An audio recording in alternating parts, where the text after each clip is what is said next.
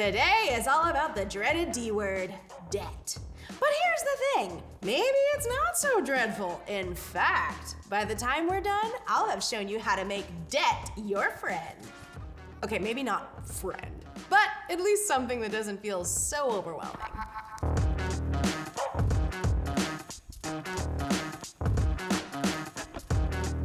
Welcome to the Red Desk, your shiny, glossy home for everything money. And speaking of money, debt is simply money you borrow that needs to be repaid. The cost of borrowing that money is usually charged in the form of interest. The thing is, there are any number of ways to loan someone money. You might have come across terms like collateral, APR, underwriting, and more, because there are tons of systems and mechanisms for lending people money and getting paid back. But there are a few main types. The two most common types are secured debt and unsecured debt. Secured debt means you've got skin in the game. Maybe it's your house, maybe it's your car, maybe it's your incredibly beautiful world-class sailboat. Her name's the Tide and Seek. Get it? Whatever it is, if you can't pay your loan back, your lender has the right to that property. Mortgages are a classic example of secured debt. If you fail on your mortgage payments, guess who gets the house? Your lender.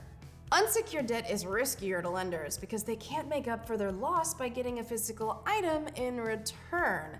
They can only send it to collections. To compensate for this risk, these loans have higher interest rates and fees. The larger the amount of unsecured debt you want to borrow, the harder it is to qualify. The most common unsecured debt includes credit cards, most student loans, most medical debt, and personal loans. Another distinction you may hear is between revolving debt and installment debt. Revolving means you can spend up to a limit and can pay back a minimum amount determined by the lender. Credit cards are the obvious example here. Installment means you have a fixed amount you pay each month, like a mortgage. Interest is just the cost of debt, and it's usually charged in the form of a percent of the amount borrowed. Fixed rates stay the same the entire loan. Variable means they can change. The interest rate has a huge impact on how much you pay over the course of a loan, and it really matters. Check this out. If we assume a 20% down payment of $60,000 on a $300,000 home, the amount of the mortgage is $240,000. At a 5% interest rate, here's what you would owe. Your monthly mortgage payment is $1,288.37. You'll pay $223,813 in interest over 30 years, putting the total cost at $463,813. At an 8% interest rate, you're paying approximately $1,761 in mortgage, $393,970 in interest over 30 years, totaling $633,970. Did you catch that? You pay over $170,000 more over the course of the loan for just a 3% difference. Such a huge difference. It gets me every time.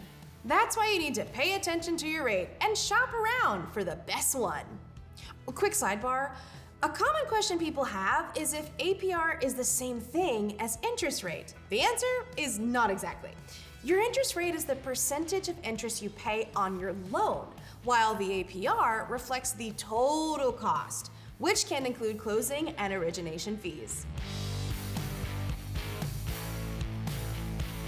Debt affects and is affected by your credit score, which is a number from 300 to 850 that indicates how trustworthy you are to lenders. The lower your score, the more expensive borrowing is, and the fewer options you have. That's because lenders think you are more risky. Missing payments, carrying a high credit balance, and opening up a bunch of lines can all drop your score. Your debt also affects your debt-to-income ratio, which is something that lenders look at when analyzing your financial health. Basically, it shows lenders how much of your monthly gross income goes right back out of your bank account to pay off debt. If it's 50% or higher, then most loans are going to be difficult to qualify for. including a mortgage. So stay on top of it. Speaking of which, how do you stay on top of debt? Well, for one, you should budget and do your best to get rid of higher interest rate debt first. You can also take advantage of debt consolidation and debt restructuring. Debt consolidation is when you take multiple debts and combine them into one big loan that has a lower interest rate. Restructuring debt is similar, but instead you negotiate with your lender to help make payments easier on you by changing the interest rate or payment schedule. This should really only be considered if you're actively struggling to make payments. Let's end on a happy note. Debt isn't inherently bad. In fact, debt can be super empowering if you use it right. You can get a house, you can get a degree, you can start a business. Debt allows you to make financial moves earlier, and developing a good relationship with risk and debt is a fundamental part of financial health. In debt and ready to get out? Find out more about managing your income and expenses at rocketmoney.com/learn.